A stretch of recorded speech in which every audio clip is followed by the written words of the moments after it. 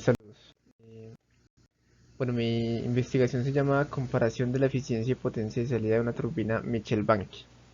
Los autores somos Andrés Julián Pérez Rodríguez, que soy yo, y los profesores Jorge Andrés Sierra del Río y Diego Andrés Incapié Zuluaga, del Instituto Tecnológico Metropolitano, del Grupo de Investigación de Materiales Avanzados y Energía de la línea de investigación CAT. Bueno, entonces como tal, para dar inicio a la presentación, voy a dar un contexto sobre el consumo de energía a nivel mundial hasta el 2019. Como se muestra en la figura 1, el consumo de energía generado por, el, por el carbono y por el petróleo son los tipos de consumo más abundantes a nivel mundial y que están creciendo, que el consumo está creciendo a nivel mundial.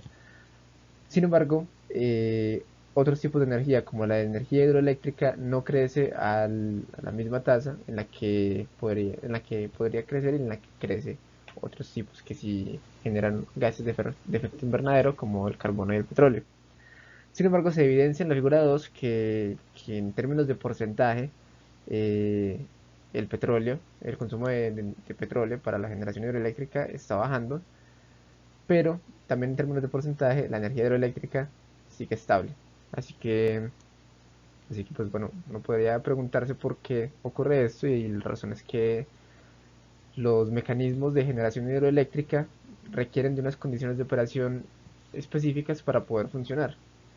Esto lleva a que sea necesario la investigación en algunos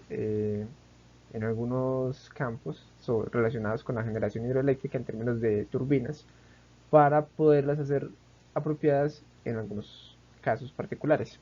Esta es una de las turbinas que funcionan en unos regímenes meramente intermedios y que no la abordan otros tipos de turbinas, es la turbina Mitchell-Bank, que es una turbina muy apropiada para la implementación en pequeñas centrales hidroeléctricas eh, y que tiene unas condiciones de operación de presión no muy altas y de caudal tampoco muy altas, así que la hace apropiada sin necesidad de utilizar represamientos, aunque sean no muy grandes.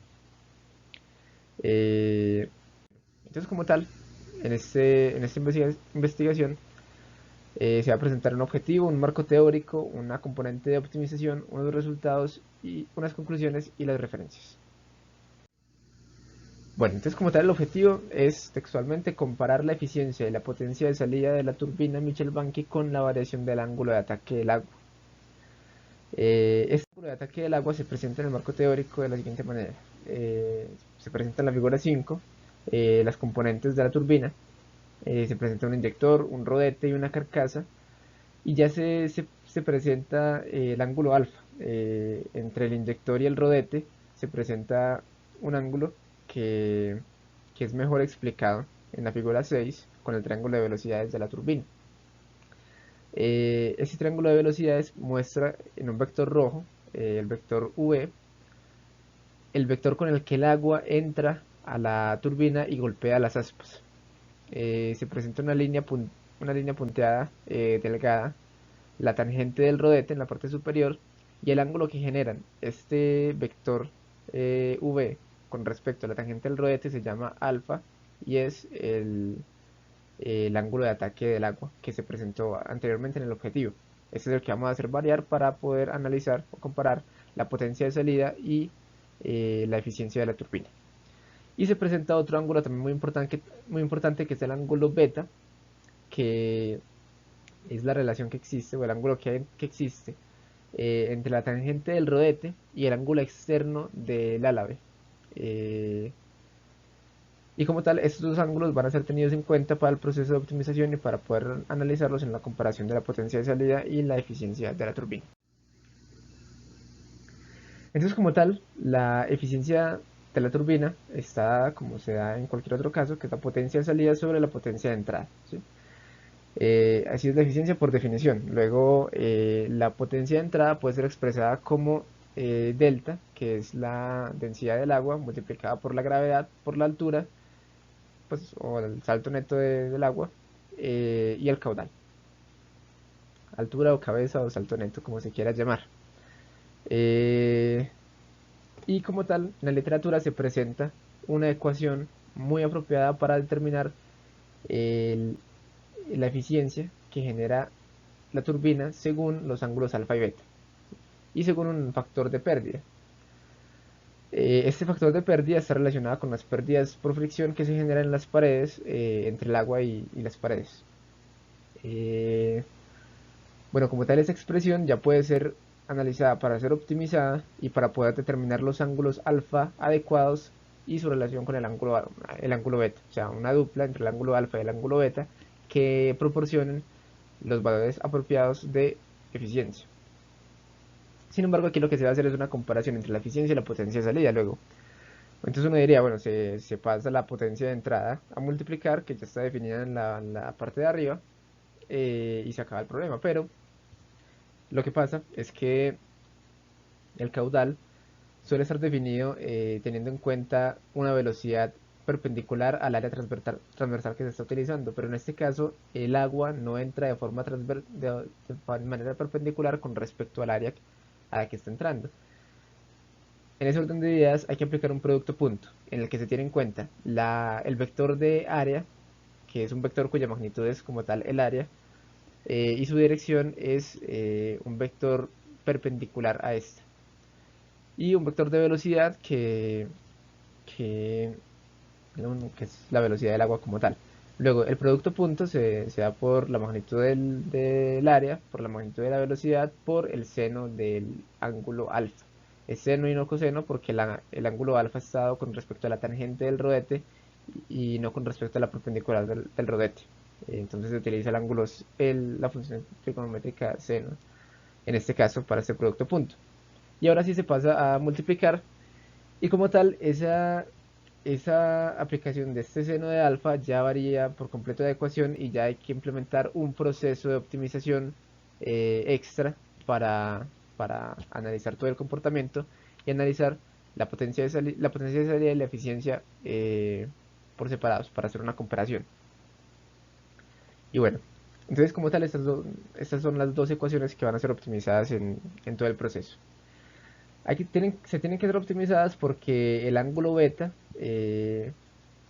no puede ser variado de la misma manera que se varía el ángulo alfa. Se tiene que llevar a un proceso de optimización para poder determinar cuál es el ángulo beta que hace una dupla adecuada con el ángulo alfa para obtener o una eficiencia adecuada o una potencia de salida adecuada según las condiciones que yo necesite, pues en el contexto cultural, en el contexto eh, ambiental.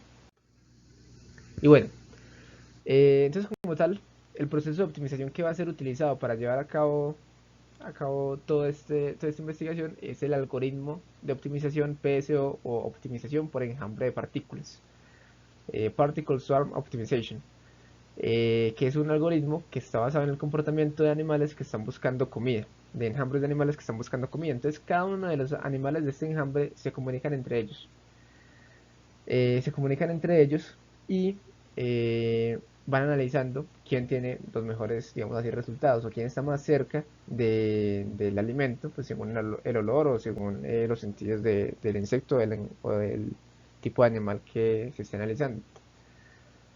Y como tal, este es el algoritmo, estos son los paradigmas que se utilizan para llegar a la implementación de este algoritmo. Entonces se dice que la velocidad de cada partícula, que es un espacio de búsqueda en el que se plantean diferentes partículas en posiciones aleatorias, y cada una de esas partículas tiene una velocidad que es igual a un factor de fricción W, de fricción no, de inercia W, multiplicado por la velocidad que tenía en la iteración anterior, más un coeficiente de aprendizaje local que lo que le permite es tener en cuenta con una mayor relevancia el aprendizaje que ha tenido esta partícula en comparación con el que tiene el enjambre. Entonces, como tal, es el coeficiente de aprendizaje local multiplicado por un factor aleatorio, que es R1, que varía en cada iteración, multiplicado por el mejor resultado que he obtenido en todo el proceso de optimización, en todo el proceso de búsqueda, menos la posición actual, que esto indica un vector que va en dirección hacia el mejor resultado que se ha obtenido en todo el proceso. más un coeficiente de aprendizaje global que sirve para tener en cuenta con una mayor relevancia el aprendizaje que ha tenido todo el enjambre, por un factor aleatorio R2 por el punto que ha obtenido el mejor resultado al interior del enjambre menos la posición en la que se encuentra la partícula. Entonces esto permite tener dos componentes, o sea, una componente un vector que va en dirección hacia el mejor resultado del enjambre y un vector que va en dirección hacia el mejor resultado que ha tenido la partícula.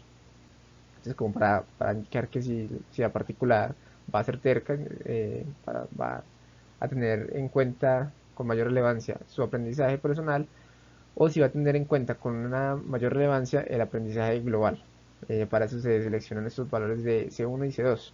Y se dice en cada iteración que la posición que va a tener la partícula en esa iteración particular va a ser igual a la posición que tenía en la iteración pasada más la velocidad que se obtiene con la ecuación ya mostrada. Entonces, como tal, estas son las condiciones con las que se sintoniza el algoritmo de optimización.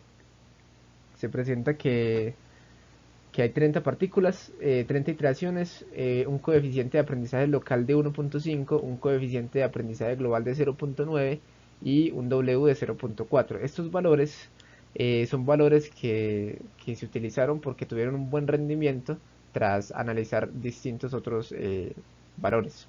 Sin embargo, no quiere decir que sean los óptimos. Posiblemente existan una, una sintonización distinta que obtenga ya resultados adecuados.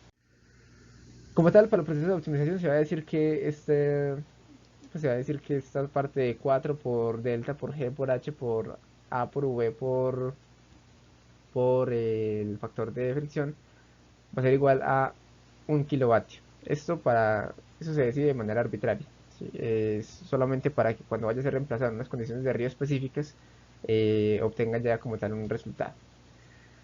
Eh, y esto es útil en la potencia de salida, en la ecuación de la potencia de salida, para solamente tener que optimizar la parte de los ángulos. ¿Sí? Y como tal, se va a analizar un ángulo alfa entre 15 grados y 24 grados. Entonces, como tal, estos son los resultados. Se presenta un ángulo alfa, se presenta un ángulo óptimo de beta, en el cual funciona este ángulo alfa, se presenta la eficiencia obtenida con la ecuación de la eficiencia, se presenta la desviación estándar. Entonces está multiplicada por 10 a la menos 7, lo que indica que los valores que se utilizó para sintonizar el algoritmo fueron adecuados, porque no está teniendo en cuenta, porque el ángulo beta no tiene unas variaciones significativas. Entonces el proceso de optimización fue desempeñado de una manera adecuada. Y en la potencia de salida se presenta de igual manera cada uno de estos parámetros, y también el resultado de la desviación estándar de beta dio por el orden de 10 a la menos 7, lo que indica un muy buen resultado para la sintonización del algoritmo. Y ya se puede mostrar la comparación. Entonces la comparación se muestra como tal. Como resultado 1 es la eficiencia de la turbina, y como resultado 2 de la ecuación 2 es la potencia de salida. ¿Sí? Entonces allí se muestra la comparación y se evidencia algo bastante interesante, y es que a medida de que se está aumentando el ángulo alfa, se disminuye se disminuye la eficiencia. Sin embargo, aumenta la potencia de salida. Esto se da porque el caudal que está recibiendo la turbina aumenta a medida que yo aumento el ángulo alfa. Sin embargo, la eficiencia la estoy disminuyendo.